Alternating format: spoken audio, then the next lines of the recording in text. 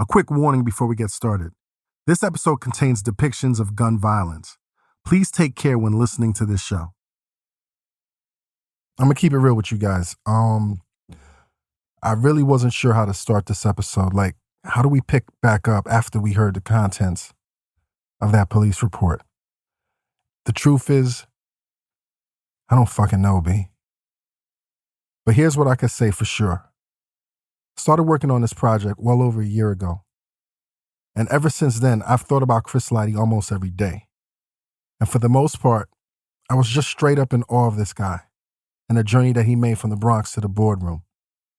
And I still do admire that Chris Lighty, but I don't know how to reconcile that guy with the one I read about in the police report. When people think about Chris Lighty, they see Chris the deal maker, the guy who managed celebrities and was so good at it that he became one himself. The reality is, most people who knew Chris didn't know what was going on inside his head. He didn't just protect the images of his artists. He was a master at keeping aspects of himself hidden too. Public Chris Lighty and private Chris Lighty, they were two different men. And very few people knew both. Our job now is to try to tell the story of both Chris Lightys. The public figure who was always in control, and a private one who was spiraling out of control. I'm Reggie Yosei, and this is Mogul, the life and death of Chris Lighty, a production of Gimlet Media and the Loudspeakers Network.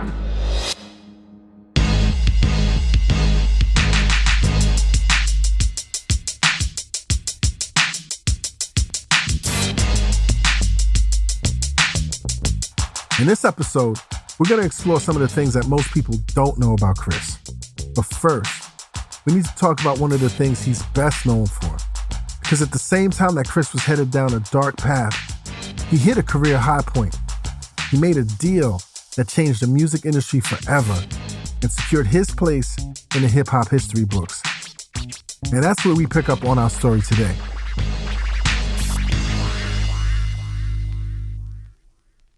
The story of Chris's biggest deal starts around 1999, and it starts with two men in two very different places. Chris is in Manhattan in the Violator management offices with walls covered in gold and platinum albums. But on the other end of New York City, at the very edge of Queens, an up-and-coming rapper is walking into the studio. The only gold in sight is around his neck, in the form of 1 quarter and 5 nickels on a cross. This rapper is named Curtis Jackson, or 50 Cent. Nigga, this boo-boo, but you could call me 50. Fuck with me, the police had to get me. As you can hear in this song, straight out of Southside, 50's friends called him Boo Boo, a nickname he got when he started dealing drugs at the age of 12. At this point, he's just out of his teens, not even old enough to drink. One thing about 50, he had a tough life from the start. His mom was a drug dealer too. She died under mysterious circumstances when he was just a kid. He was kicked out of school. He sold crack. He carried a gun. He started rapping shortly after getting his GED in a correctional facility. This guy had his hood credentials on lock. And when he introduced himself to producer Sha Money XL, he didn't just want to shake hands. Here's Sha. One of the first things we immediately did, we slapboxed in the studio. What is slapboxing first and foremost? It's when you slap your man in the face. Like you literally. So he was like, yo, son, you know, you got hands on? I'll box. Why is he testing your hands? He's a tester. He wants to see who you are. It's like you put dogs in the kennel and he wants to see if you're scared or if you really gonna do it. And what are you thinking? Nigga, I'm Haitian, bro. I'm used to this. Nigga, I'm gonna fight, bro. Used to getting tested. I'm used to getting tested. Yo, let's go then. And he saw it. I wasn't scared. And that was the bonding point. You got to be fucked up and bad for him to like you. 50 had this attitude that said, I don't give a fuck. And he really didn't. He liked seeing how far he could push you. And then he'd push you further. 50 might have seemed like a loose cannon, but there was no question that he was talented. Around the time he met Sha Money XL, 50 got picked up by the Trackmasters, one of the hottest production teams in hip-hop. And that I don't give a fuck attitude came out in his music. Perfect example, a song called How to Rob. Hey, yo, the bottom line is, I'm a crook with a deal. If my record don't sell, I'm a rob and steal. You better This is the song that put 50 on the map. He called out a lot of big names in hip-hop, line by line, and explained how he'd robbed them. Now, rappers diss each other in songs all the time, but no one did it like this before. He dissed Jay-Z, DMX, Will Smith. To 50, no one was sacred. First up, he goes after Diddy and his girlfriend at the time, Kim Porter. I snatched Kim, tell Puff, you wanna see her again? Dance your ass down to the nearest ATM. He's not just gonna rob him, he's gonna steal his girl and hold her for ransom. How fucking disrespectful is that? And maybe the boldest of all, when he went after Missy Elliott. And this is at the time that she's off limits and at the height of her career.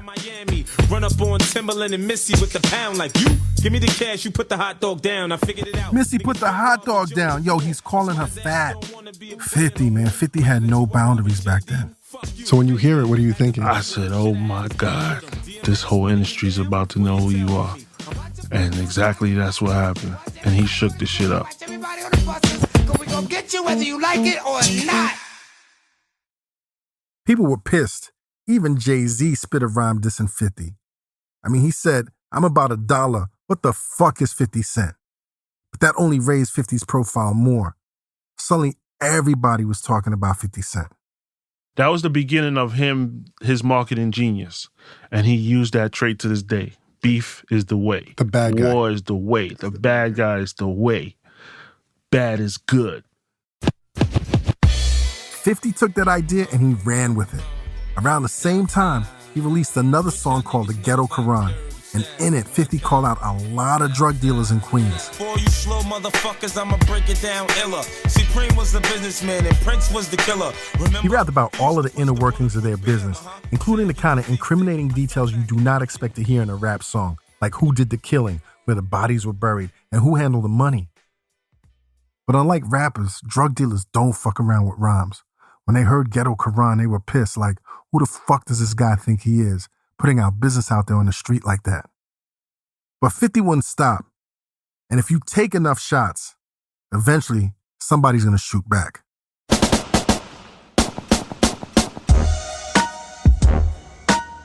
Where are you at the time? Queens, on the highway. Okay. Grand Central.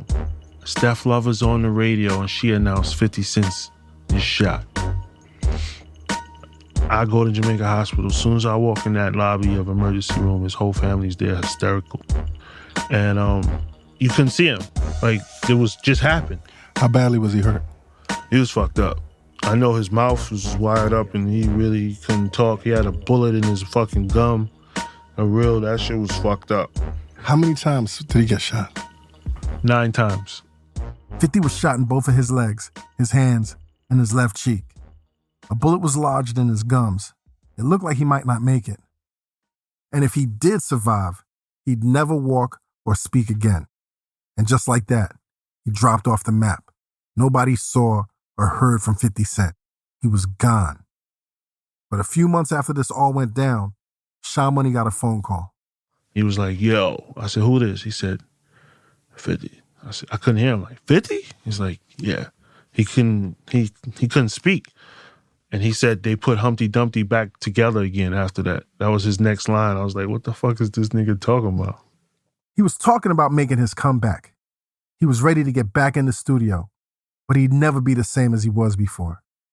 He just started to rap again, but his voice was different and his slur was different. So he sounded really different. When you heard the difference, did you think it was better when you heard it? Yeah, absolutely. And you felt the pain. And you felt his energy.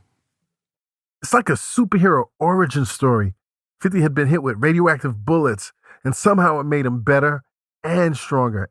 He still had a piece of the bullet fragment in his gums, giving him a slight slur and grittier sound. 50 and Sha got back to work, and 50 had a new lease on life.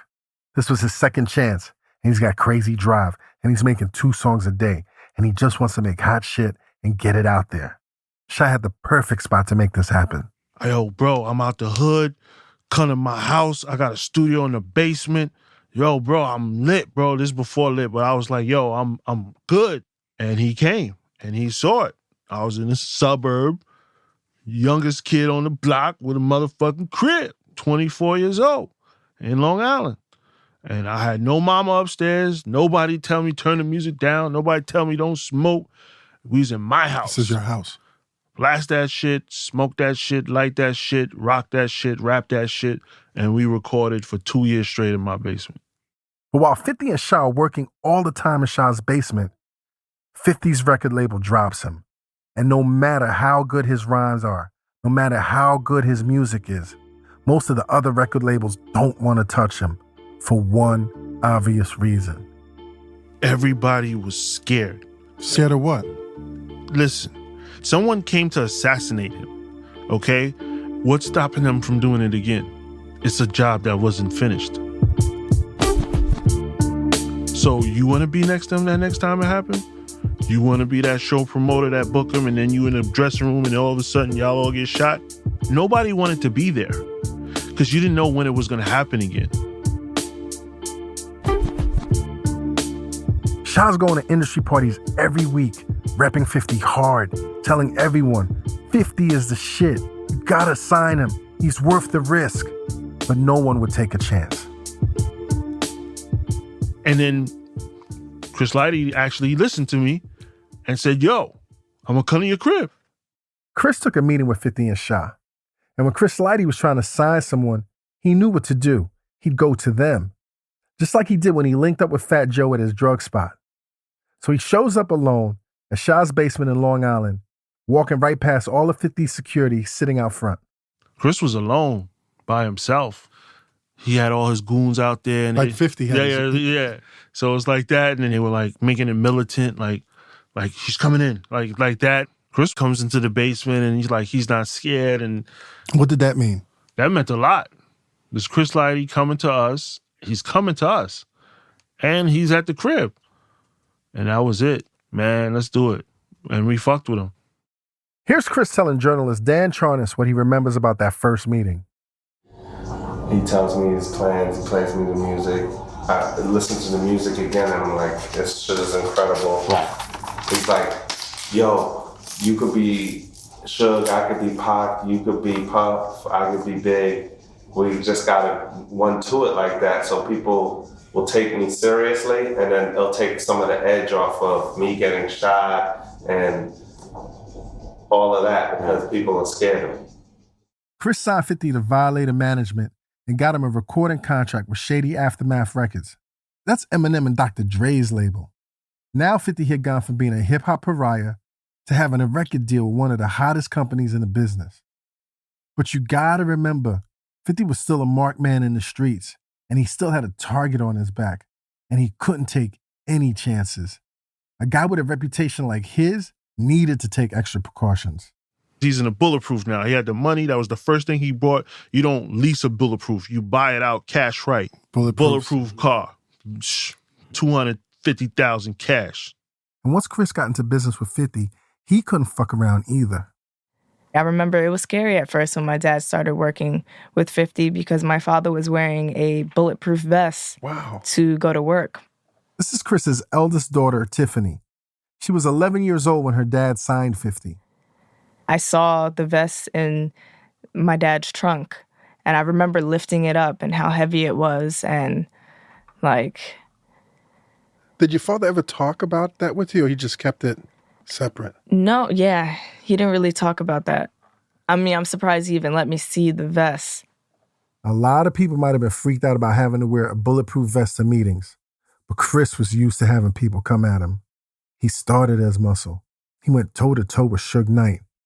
He was comfortable with this shit. Maybe even liked it. One of the friends Chris talked to a lot during this time was Sophia Chang. She was a manager working with Wu-Tang Clan members, Old Dirty Bastard, the Jizza, and the RZA. I remember talking to him about 50 and saying, in a way, you're the only one that could really manage 50. I never could have managed 50. And I'm a fucking great manager. And you've managed Wu-Tang. You've managed... Yeah, I couldn't... If 50 had come to me... With a bulletproof as vest. highly implausible as that would have been. But if he had come to me, I would have said, go to Chris. Why? I couldn't do that. I don't know how to do that. I don't know how to fucking deal with that kind of beef and that kind of... I don't know. I don't have the background for that. 50 seemed to relish the idea that everybody around him wanted him dead. He was leaning into that image. And the music he was making was pretty much saying, yo, come for me, pull up. For example, his song, Many Men, Wish Me Death. Better watch how you talk when you talk about me, 'cause I'll come and take your life away. Many men, many men wish death on me, dawg. I don't cry no more, don't look to the sky no more. The violence 50 was describing in his music wasn't just staying on wax. He had already been ambushed once, and now the people around him were becoming targets in real life too. Coming up after the break, the violence gets very real for Chris Lighty.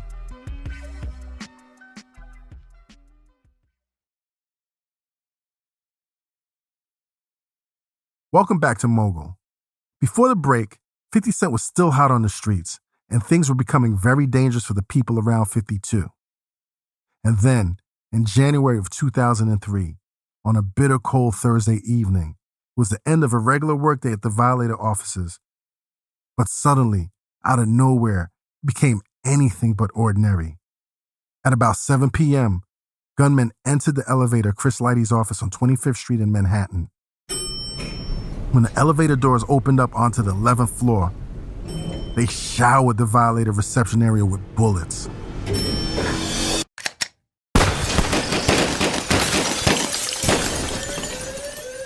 Bullets hit the doors. Bullets shattered the glass wall. Spent shells littered the floor. The gunman escaped on the elevator while the building's security guard bolted to the stairs, trying to race the elevator to the bottom floor. But the gunman managed to get away.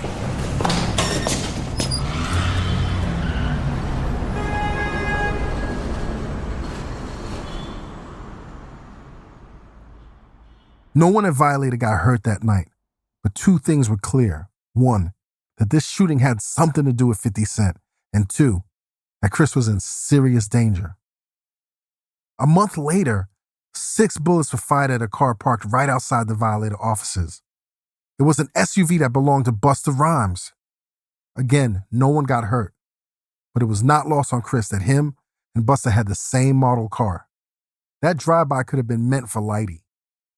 This all happened in Chelsea, normally the land of upscale boutiques and tech offices. But the drama around Violator had turned the block into a war zone. Now Chris was looking over his shoulder every day as he walked to work in one of the busiest cities in the world. For most managers, this would be it. This would be the end. They would drop 50 in a second. But Chris still saw the advantage of doing business with 50. Because despite being the bad guy that's threatening people, getting shot and getting shot at, 50 was about his business. Sophia Cheng remembers how Chris talked about 50 at the time. Oh, he said he was super professional. He said he doesn't do any of the nonsense, so if I don't have to chase him, he's on time for every meeting. He's not getting high, he's not getting drunk. He doesn't drink, he doesn't smoke, yeah. Doesn't do any of that. He's not chasing girls, he's working out, he's just... And I mean, what a perfect client for Chris, right? Here I have a client that all of my ideas and all of my vision to just forge ahead as managers, we're not all that lucky. Chris got really lucky. 50's debut album, What Shady Aftermath, Get Rich or Die Trying, was about to be a monster. We gon' party like it's your birthday. We gon' sip Bacardi like it's your birthday. And you know we don't give a fuck, it's not your birthday. You'll find me in the club. This song, In the Club, you couldn't go anywhere without hearing it. The album flew off the shelves, selling 5 million copies in the first 3 months. It went on to sell 13 million copies. That's not just platinum. That's 13 times platinum. That's diamond. He went from being on the fringes to being the undisputed hottest hip-hop act. But despite all of that success, Chris saw something that a lot of other people would not see for years.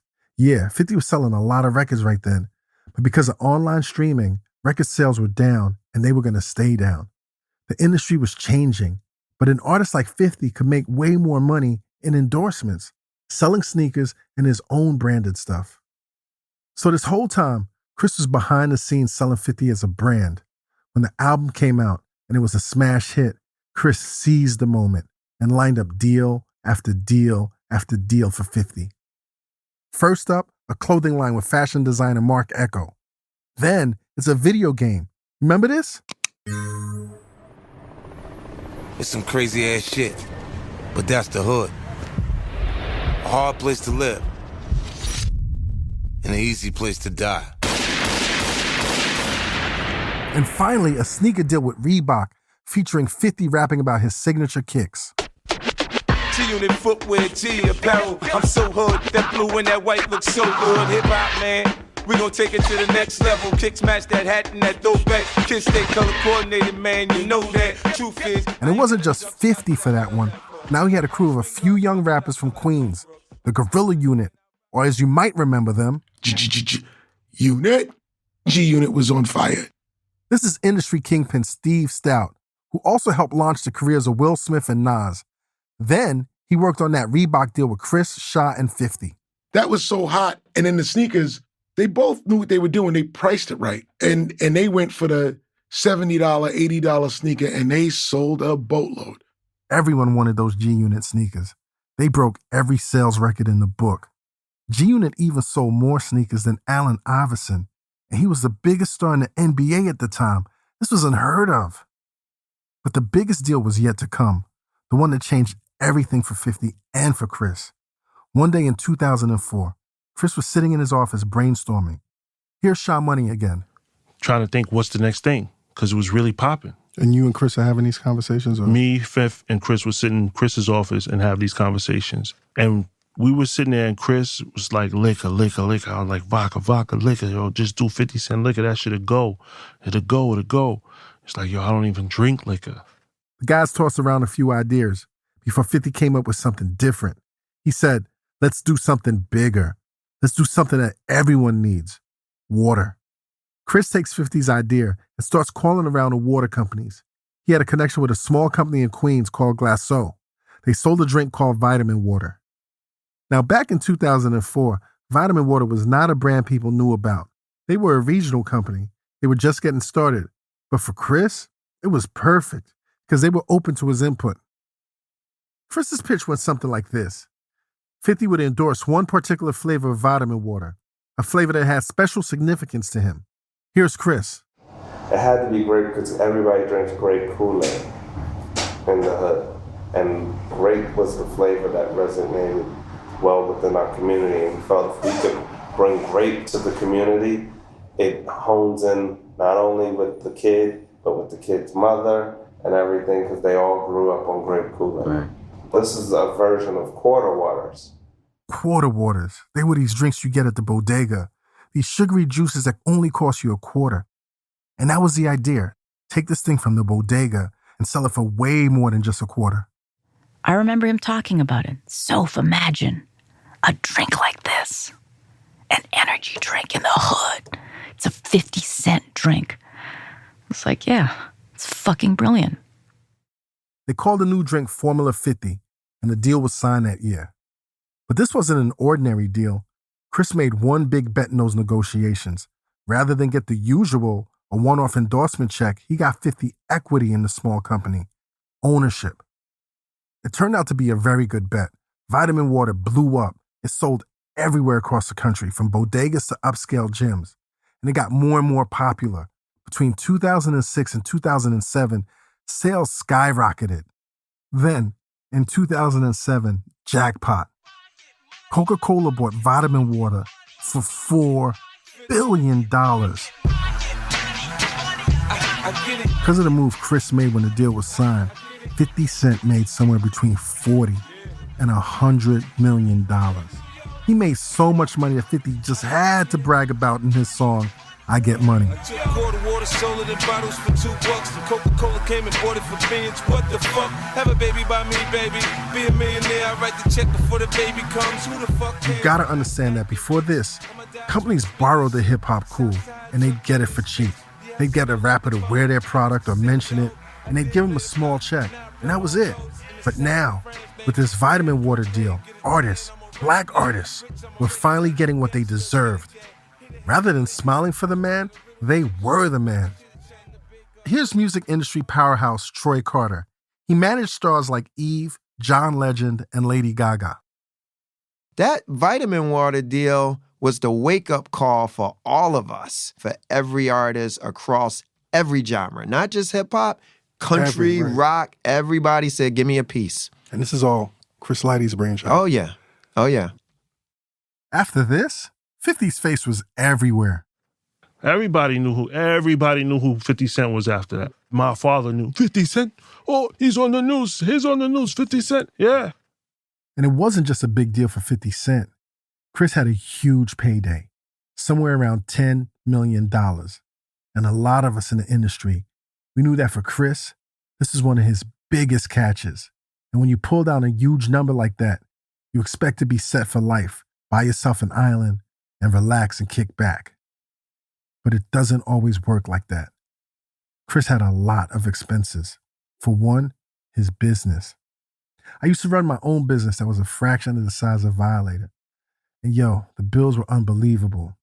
You got Manhattan rent for the office, plus overhead and keeping the lights on. There's salaries.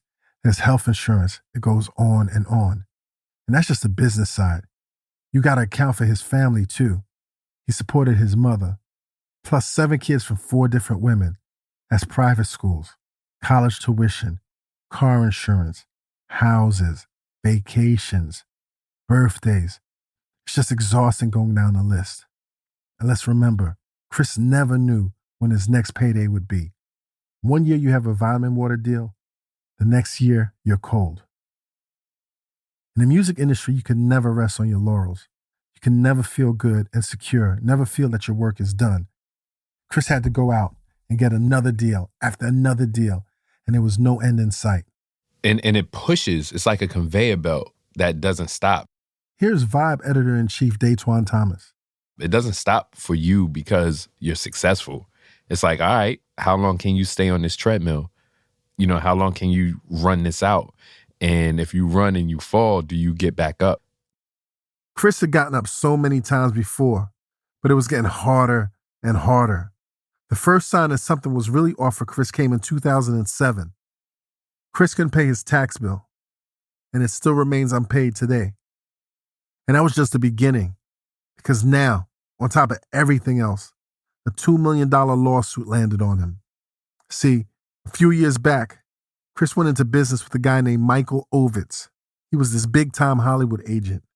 Lighty was going to bring his artists to Hollywood, and Ovitz was going to make them all movie stars.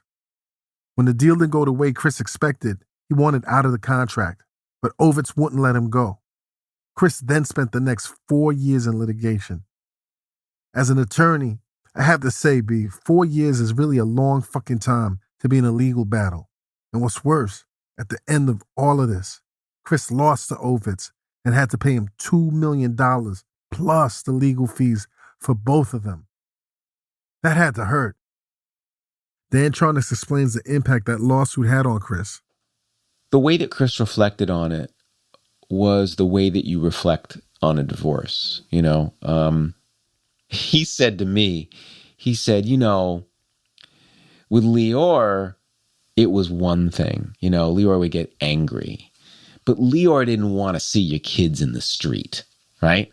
That's what he said about Ovitz. You know, the kind of guy that not only, you know, wanted the lion's share and wanted what you had, but wanted you to be destroyed.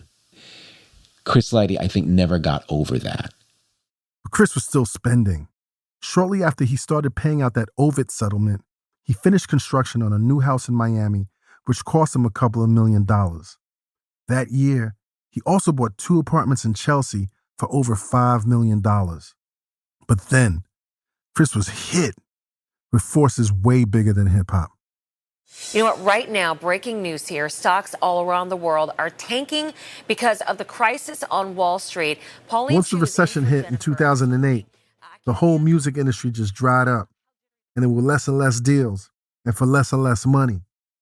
Shit just kept piling on. I mean, Chris was like a fucking football player trying to get off the field in mid-play. He keeps taking these financial hits, hit after hit after hit. And Chris got hit again. He was completely blindsided when he found out he got caught up in the Ponzi scheme of the century. He had invested with Bernie Madoff. Here's Chris's friend John Turk. What happened with Bernie? Like, where was Chris before Bernie and what happened afterwards?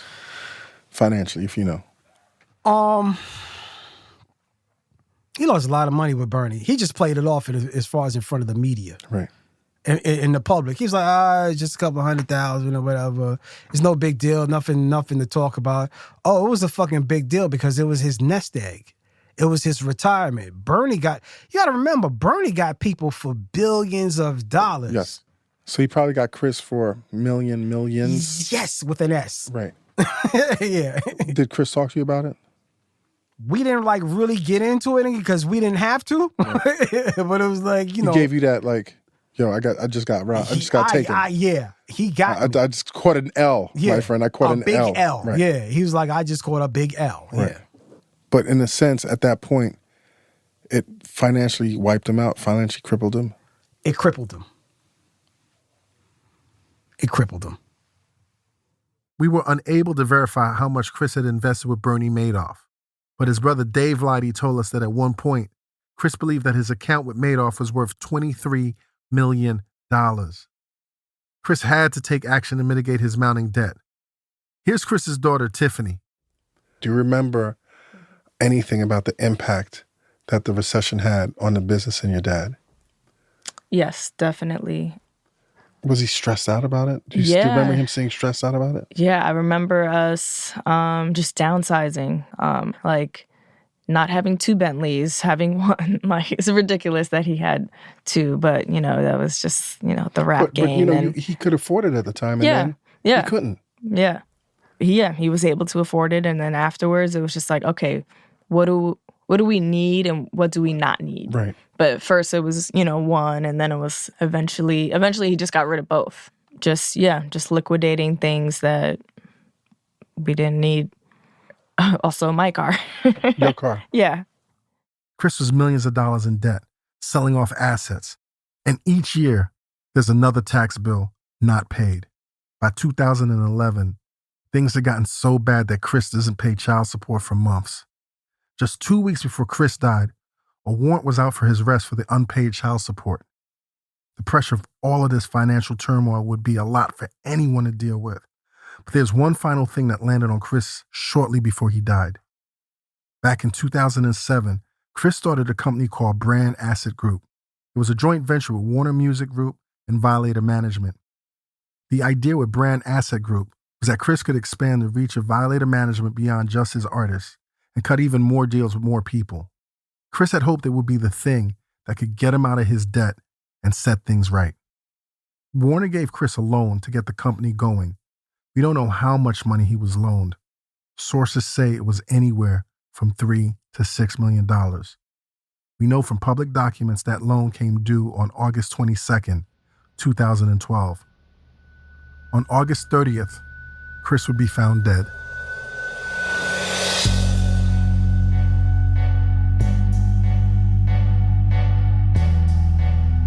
On the next and final episode of Mogul, the last days of Chris Lighty. I sent him a text message, and all I said to him was, in this message, "Are you okay?" And his response to me was no. New episodes of Mogul come out every Friday.